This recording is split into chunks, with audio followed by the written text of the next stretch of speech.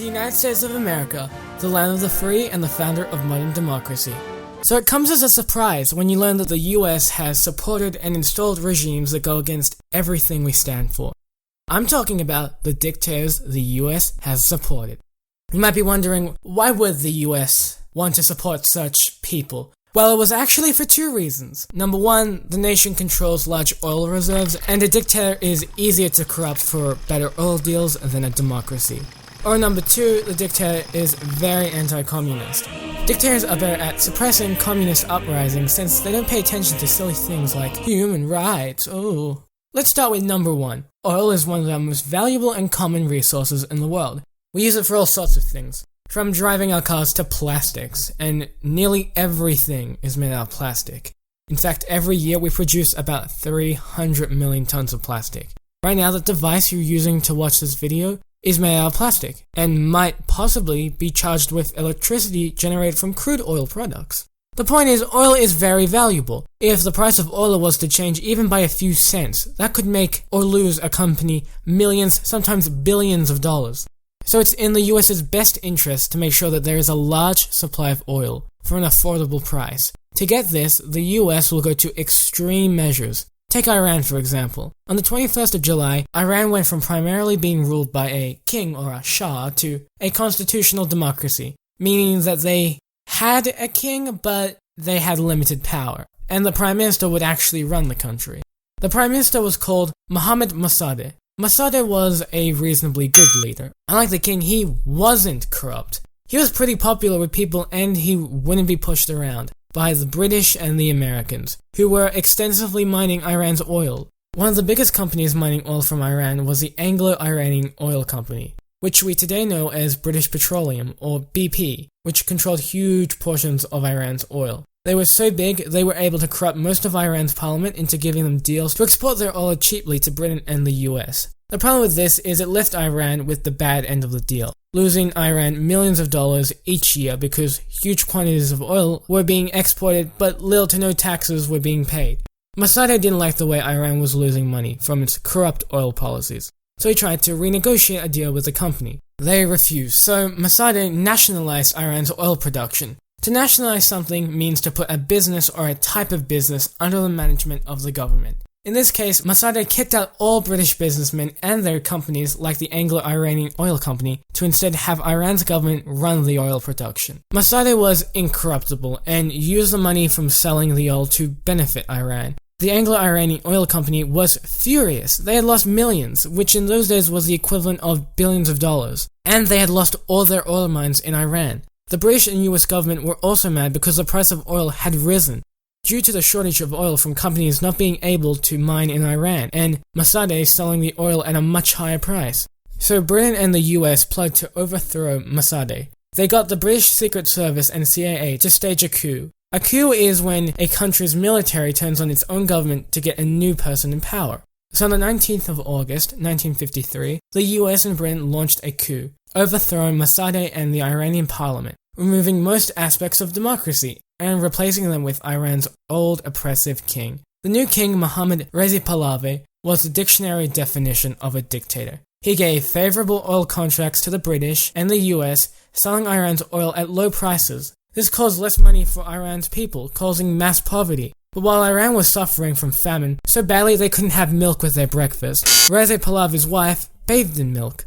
The US and Britain are the reasons this dictator ever came to power. The US, the place where freedom and democracy matters the most, were the people who destroyed freedom and democracy to instead replace it with a brutal dictatorship.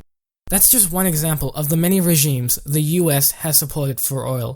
There are way more. Africa's full of them. Most of them are supported for oil, but what about the other reason? To stop communism.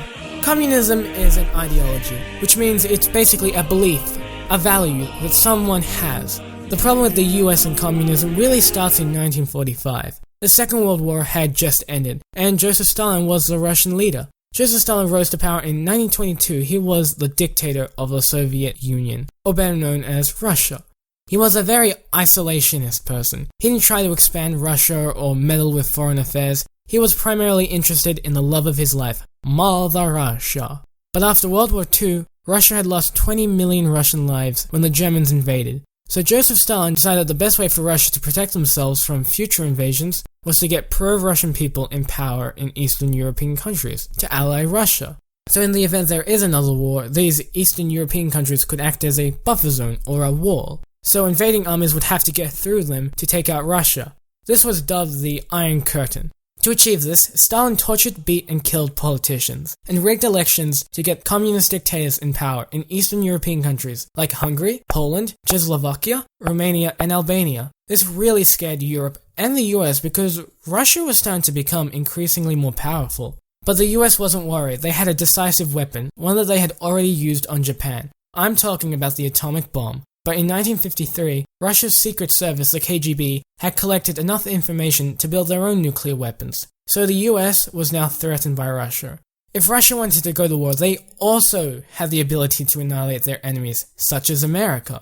So the US began to worry. Also, in 1953, Stalin died. Russia would have a man named Nikita Khrushchev become the leader of the Soviet Union. Nikita was a lot more ambitious than Joseph. He wanted to expand Russia's influence outside of just Eastern Europe. So in the 1950s, he made an alliance with Cuba's dictator, Fidel Castro. Cuba was so close to the US that Russia could put nuclear missiles there and have them close enough to be deployed and destroy America. On the 16th of October, 1962, an American spy plane was flying over Cuba when it detected nuclear facilities.